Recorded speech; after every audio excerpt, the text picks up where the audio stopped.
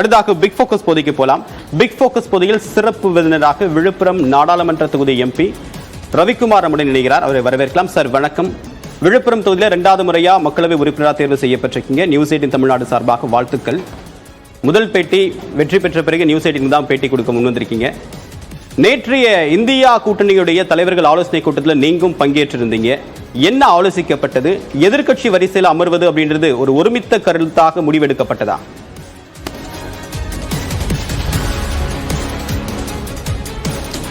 குறிப்பாக திரு ராகுல் காந்தி அவர்களுடைய அந்த கருத்து, இந்த தீர்ப்பு என்பது மக்களுடைய தீர்ப்பு என்பது திரு நரேந்திர மோடி அவர்களுடைய எதேச்சாதிகார ஆட்சிக்கு எதிரான தீர்ப்பு, ஒரு பாசிச ஆட்சி முறைக்கு எதிரான தீர்ப்பு என்பதை எல்லோருமே ஒருமித்த கருத்தாக முன்வைத்தார்கள். அவர்கள் ஆட்சி அமைக்க மக்களுடைய தீர்ப்பு சாதகமாக இல்லை, அவர்களுக்கு தனி பெரும்பான்மை கொடுக்கப்படவில்லை. இன்றைக்கு அவர்கள் தங்களுடைய கூட்டணி கட்சிகளை நம்பித்தான் அவர்கள் இருக்க வேண்டிய நிலை இருக்கிறது என்பதை அவர்கள் எடுத்துச் சொன்னார்கள். இந்த நிலையில் ஏற்கனவே இவர்கள் எல்லாம் திரு சந்திரபாபு நாயுடுவாக இருந்தாலும் சரி, திரு நிதிஷ்குமார் அவர்களாக இருந்தாலும் சரி, இந்த இந்தியா கூட்டணி கட்சிகளோடு இணைந்து செயல்பட்டவர்கள். எனவே அவர்கள் எந்த நிலையிலும் இங்கே வர விரும்பினால் அவர்களுக்கு கதவுகள் திறந்து இருக்கும் என்பத ஒரு கருத்தையும் எல்லோரும் சொல்லியிருக்கிறார்கள். இந்த ஆட்சி, அதாவது குறிப்பாக திரு நரேந்திர மோடி, திரு அமித்ஷா இவர்களுடைய கூட்டணி என்பது கூட்டணி கட்சிகளையே அழித்து ஒழித்து அவர்களை இல்லாமலாக்குவது என்பதுதான் 10 ஆண்டு கால அனுபவமாக இருக்கிறது. அவர்களோடு கூட்டணி சேர்ந்தவர்கள் யாரும் இன்றைக்கு அந்த கட்சி ஒரு கட்சியாக இல்லை. அது சிவசேனாவாக இருந்தாலும் சரி, அதிமுகவாக இருந்தாலும் சரி, இப்படி பல உதாரணங்களை சொல்லலாம். அவர்களையே அழித்து ஒழித்து அந்த இடத்தில் தான் அமர்ந்து கொள்வது என்பதை அவர்கள் செய்கிறார்கள். எனவே இந்த அச்சம் இன்றைக்கு இவர்களுக்கும் இருக்கிறது. இவர்களுக்கு இன்னும் 30-35 இடங்கள் தேவை என்கிற நிலையில் நம்முடைய கட்சியவே அப்படி கபலீகரம் செய்ய வாய்ப்பு இருக்கிறது என்பதனால்தான் எல்லோருமே இன்றைக்கு சபாநாயகர் பொறுப்பு எங்களுக்கு வேண்டும் என்று கேட்கிறார்கள், அமைச்சர்களை விட.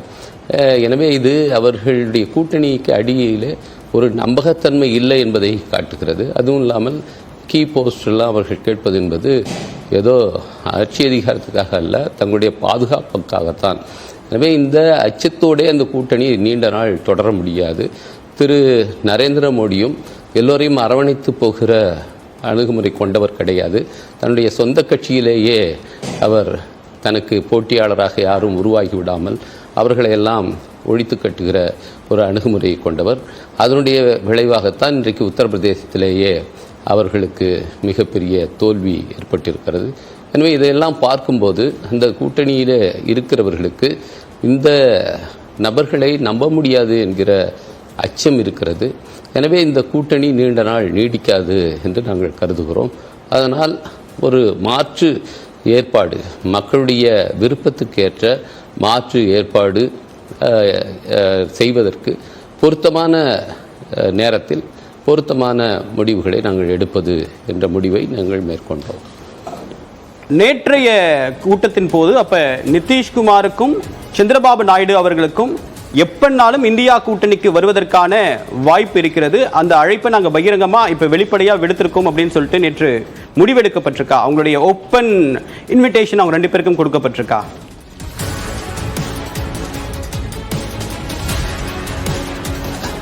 அதுதான் நேற்று திரு கார்கே அவர்களும் தெரிவித்திருக்கிறார்கள்.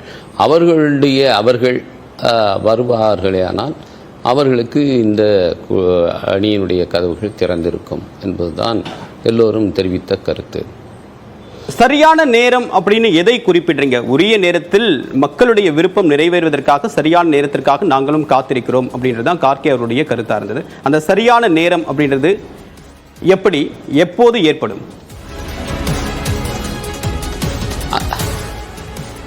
அந்த சரியான நேரம் என்பது இந்த கூட்டணி அந்த நம்பகத்தன்மை இல்லாத காரணத்தினாலே அது நிச்சயமாக அது கவிழும்.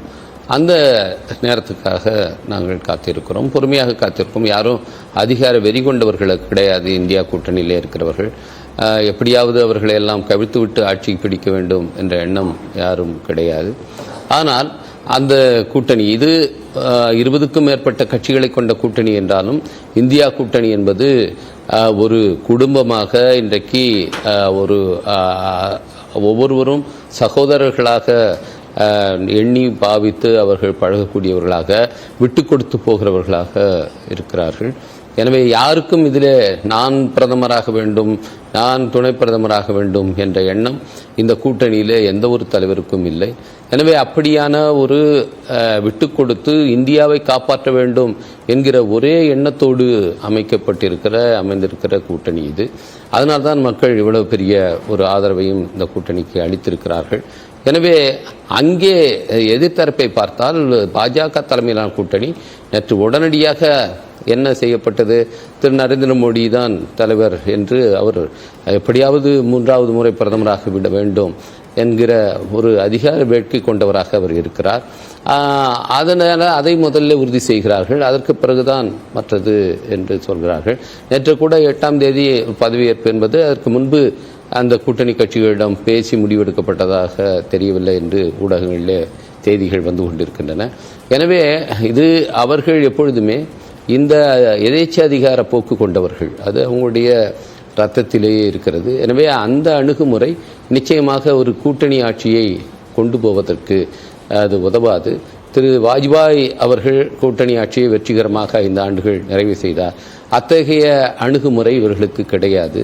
எனவே இந்த திரு நரேந்திர மோடி, திரு அமித்ஷா கூட்டணி அதிகாரத்தோடு செல்வாக்கோடு அங்கே இருக்கிற வரை அந்த கூட்டணிக்கு ஆபத்து தான். பாஜகவுக்கு இப்ப தனி பெரும்பான்மை கிடையாது, கூட்டணி கட்சிகளை சார்ந்துதான் ஆட்சி செய்ய வேண்டிய கட்டாயம் அப்படின்றது இருக்கு. தமிழ்நாட்டுக்கு இதனால் என்ன சாதகமான நிலை ஏற்பட வாய்ப்பு இருக்கு? 40 எம்பிக்கள் தமிழ்நாடு மற்றும் புதுச்சேரியில திமுக கூட்டணியோடு சேர்ந்திருக்கீங்க. இப்ப தமிழ்நாட்டுக்கு இந்த நம்பர்ஸ்னால என்ன பலன் கிடைக்கும், என்ன மாற்றம்? கடந்த 5 ஆண்டுகளை ஒப்பிடும்போது இப்ப என்ன மாற்றம் வரும்னு நினைக்கிறீங்க?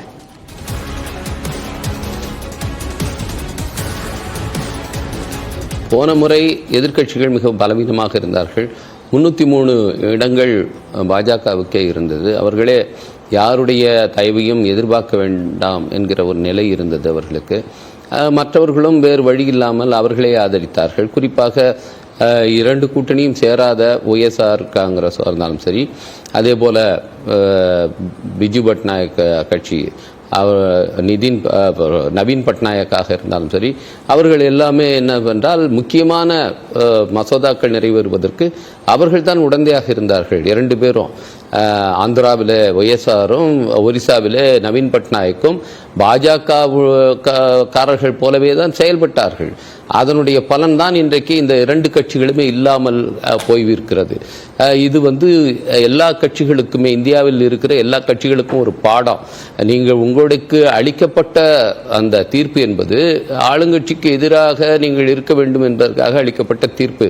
ஆனால் நீங்கள் மக்களுடைய தீர்ப்பை பெற்றுக்கொண்டு போய் ஆளுங்கட்சிக்கு ஆதரவாக செயல்பட்டால் உங்களை மக்கள் தூக்கி எறிய தயங்க மாட்டார்கள் என்பதைத்தான் ஆந்திராவிலும் ஒரிசாவிலும் இன்றைக்கு சட்டப்பேரவை தேர்தலிலும் நாடாளுமன்ற தேர்தலிலும் வந்திருக்கிற முடிவுகள் மூலம் மக்கள் தெரிவித்திருக்கிறார்கள்.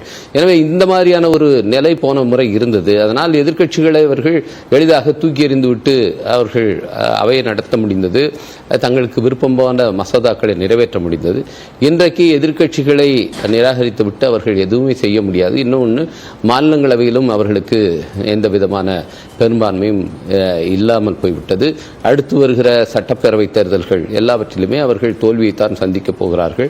எனவே அத்தகைய ஒரு சூழலில் இவர்களுடைய அந்த எதேச்சாதிகார போக்குக்கு இன்றைக்கு சரியான பாடத்தை புகட்டி அதற்கு மிகப்பெரிய தடையை மக்கள் ஏற்படுத்தியிருக்கிறார்கள். இன்றைக்கு 340 இடங்கள் பாஜகவுக்கு, 240 இடங்கள் பாஜகவுக்கு இருந்தாலும் அவர்கள் எண்ணியது போல எதையும் செய்ய முடியாது. திரு அமித்ஷா சொன்னார், ஒரே நாடு ஒரே தேர்தல் என்பதுதான் நாங்கள் முதல்ல கொண்டு வருவோம் என்று. அவர்களால் அந்த மசோதாவை எல்லாம் இப்பொழுது கொண்டு வர முடியும், எதுவும் செய்ய முடியாது. கூட்டணி கட்சியினுடைய ஆதரவு எல்லாவற்றுக்கும் அவங்களுடைய ஆலோசனை கேட்க வேண்டிய ஒரு தருணம் கட்டாயம் பாஜக ஏற்பட்டிருக்கு அப்படின்னு சொல்றீங்க. சரி, அப்படி இருந்தாலும் கூட இப்ப 40 தொகுதிகளில் மக்கள் சில எதிர்பார்ப்போடு திமுக கூட்டணிக்கு வெற்றி வாய்ப்பை கொடுத்திருக்காங்க. ஆனா திமுக முன்வைத்த ஜிஎஸ்டி விவகாரமா இருந்தாலும் சரி, மாநிலங்களுக்கான நிதி பகிர்வு உரிமையாக இருந்தாலும் சரி, இதை எல்லாவற்றுக்கும் செவி சேர்க்க வேண்டிய கட்டாயத்தம் பாஜக ஏற்படுத்தும் அப்படின்னு சொல்ல முடியாது கூட்டணி ஆட்சினால மட்டும். இல்லை, கூட்டணி ஆட்சியால் மட்டுமல்ல, நான் வெறும் அவங்க என்டிஏ பார்ட்னர்ஷிப்க்கு மட்டும்தான் அவர்கள் மதிப்பளிக்க வேண்டிய நிலை இல்லை. இன்றைக்கு எதிர்க்கட்சிகளையும் அவர்கள் நிராகரிக்க முடியாது. இன்றைக்கு எதிர்க்கட்சிகள் மிக வலுவாக இன்றைக்கு இந்திய பாராளுமன்ற வரலாற்றிலேயே இல்லாத அளவுக்கு ஒரு பெரிய பலத்தோடு எதிர்க்கட்சிகள் இன்றைக்கு வந்திருக்கின்றோம். ஆனால் அவர்கள் அதை நிராகரிக்க முடியாது.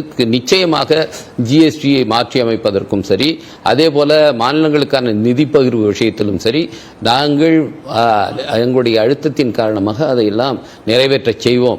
அதற்கான வலு இன்றைக்கு எதிர்க்கட்சிகளுக்கு இருக்கிறது. அவர்களிடையே ஒருமித்த கருத்தும் இருக்கிறது. மாநிலங்கள் இன்றைக்கு ஒன்றிய அரசால் ஏமாற்றப்படுகிறது, வஞ்சிக்கப்படுகின்றன என்கிற எண்ணம் எல்லா மாநில அரசுகளுக்கும் இருக்கிறது. எனவே அதில் எந்த விதமான கருத்து மாறுபாடும் கிடையாது. அந்த கருத்தொற்றுமை அடிப்படையில் மாநில நிதி பகிர்வு விஷயத்தில் நாங்கள் நிச்சயமாக ஒரு நீதியை எட்டுவதற்கான எல்லா அழுத்தங்களையும் கொடுப்போம். அதே போல ஜிஎஸ்டி வரி பகிர்வுலாம் இன்றைக்கு கடுமையாக பாதிக்கப்பட்டிருக்கிறார்கள். இன்றைக்கு பாஜகவுக்கு ஏற்பட்ட பின்னடைவில் அதுவும் ஒரு முக்கியமான காரணம். அதையும் நாங்கள் செய்வோம். அதுபோல 100 நாள் வேலை ஊரக வேலை உறுதி திட்டம், அதற்கான நிதியை குறைத்தார்கள். அதையெல்லாம் இனிமேல் நாங்கள் அனுமதிக்க மாட்டோம். ஒருமித்த கருத்தோடு ஒன்றுபட்டிருக்கும். நிச்சயமாக எங்களுடைய கோரிக்கைக்கும் செவிசாய்க்கும் பாஜகவின் நம்பிக்கை சொல்லியிருக்கீங்க. உங்களுடைய வருகைக்கும் கருத்து பெயருக்கும் மிக்க நன்றி திரு ரவிக்குமார். நன்றி.